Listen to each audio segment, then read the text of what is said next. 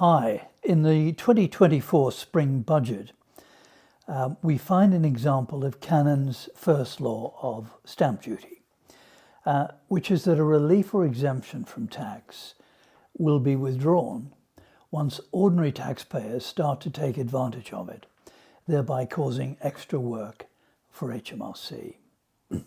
Now, this is in relation to the announcement that multiple dwellings relief, or MDR, will be abolished from June 2024. And in the press announcements, the government said that in relation to MDR, following a consultation, the government commissioned an external evaluation of the relief to assess whether the relief was meeting its objectives of supporting investment in residential property.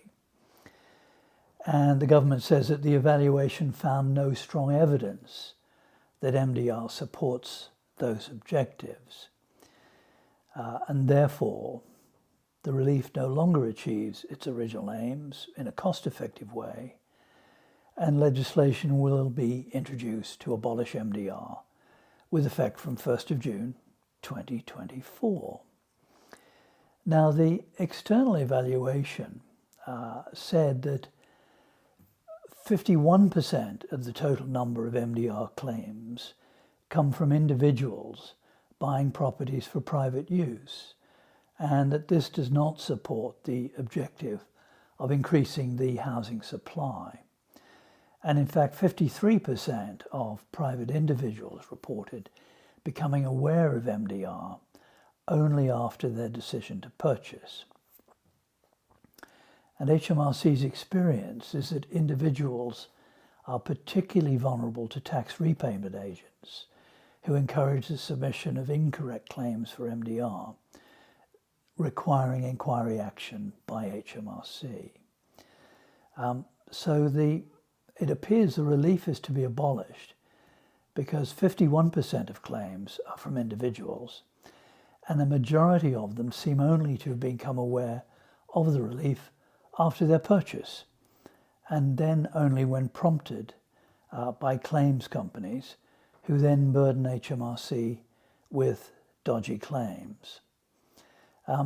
Now, in that connection, it's worth delving into the actual research that HMRC refer to.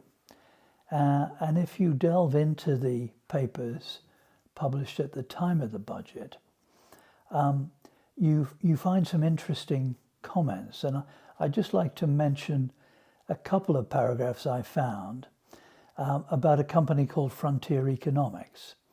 And HMRC say that Frontier Economics carried out a scoping exercise to assess whether a robust econometric evaluation of the impact of MDR on key market outcomes could be conducted.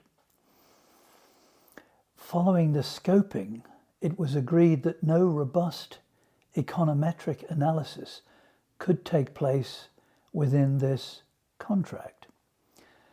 Frontier instead conducted a rapid, targeted, non-exhaustive literature review of the relationship between transaction taxes and housing market outcomes, including house prices, transaction volumes, rental prices, and the number of rental properties. So, what are we to make of that? I'm not sure I actually understood what HMRC was saying, but it does at least appear that the abolition decision has been taken on the basis of incomplete research. And that's not to criticize Frontier Economics in any way, but merely to reflect on the fact that the contract they were given apparently didn't allow them to carry out a full set of research, and was restricting the scope of what they were being asked to do. So it's interesting that the empirical evidence justifying the abolition of the relief was apparently incomplete. So aside from this research, the approach of HMRC is surely looking at the problem through the wrong end of the telescope. Solicitors and conveyancers should be encouraged to advise their clients properly at the start of the purchase process as to whether an MDR claim, or indeed any other stamp duty relief, is available, and then to make the claim in the SDLT return when there are reasonable grounds to do so.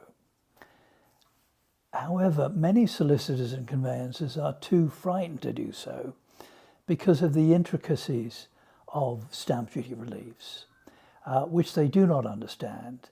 And so they either tell their clients they do not advise on stamp duty reliefs, or they remain silent and allow their clients to fall into the clutches of the reclaim industry after the purchase of the property. Now, in my experience, there are several respectable claims companies who are honest and do a good job, but there are also many dodgy claims companies out there who are simply interested in magicking up a commission fee and work off the basis that HMRC have a pay now, inquire later policy. And some of those companies are actually under criminal investigation at the moment. But that's a whole other story. So the solution to this dilemma, according to HMRC, is simply to take the relief off the table for everyone and thereby save HMRC from having to open inquiries into dodgy claims, thereby proving Canon's first law. Will MDR be abolished? Well, the intention to abolish has been announced, but there's a couple of possible complications that might mean abolition does not occur. These are, first, the possibility of a general election being called before the necessary statutory provisions to abolish the relief have been enacted. Or second, a possible pushback by Tory backbenchers on behalf of private property purchasers of homes with granny annexes, with such constituents being among their natural supporters. However, if you want to be sure of taking advantage of MDR before it is due to be abolished, here are the transitional provisions. For contracts exchanged on or before 6th of March 2024, MDR will continue to apply even where completion of the purchase takes place on or after 1st of June 2024.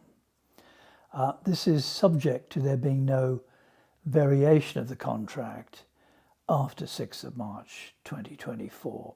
So you must substantially perform or complete the contract more or less in its original form for you to preserve the MDR. Now, MDR will also continue to apply to contracts which substantially performed before 1st of June 2024, even where the contract was exchanged after 6th of March 2024. Okay, so I hope that was helpful.